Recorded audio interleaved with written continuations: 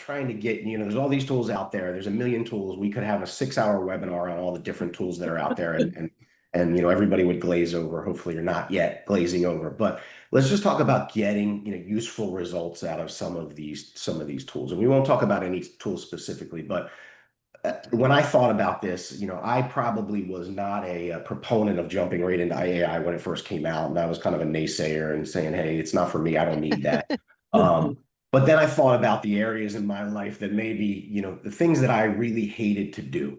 And what I found out early in my career, and maybe even before my career started in college, that I'm an engineer by training, is I hated to write, right? I hate to write long, whether it be emails or whether it be long prose. That's just something that is not in my, I don't enjoy doing that. It's not that I can't do it, but it's just so painful, right? You wait to do the paper until the last minute, and doing that has always been difficult for me. So one of the areas that I found it to be, really helpful for me is doing those kind of mundane tasks that everybody has to do that manages people or manages a business, where it involved writing, right? And that's what these things are geared to do in a lot of ways. So a couple areas where it was helpful for me is, writing a job description.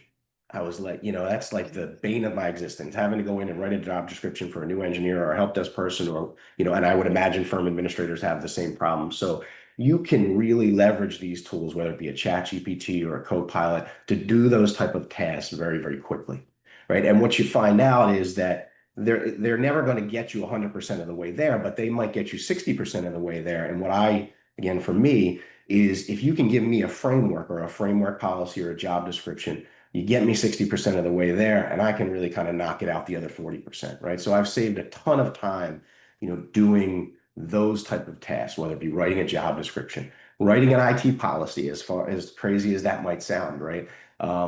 Writing a basic IT policy, these language models are really, really good at doing that. And if you ask them, and we'll talk about prompting in a second, if you ask the question in an appropriate way and iterate the prompt, you can get pretty close to a pretty good end product. You're always going to have to review it and go back through it, but at the end of the day, you can get pretty close.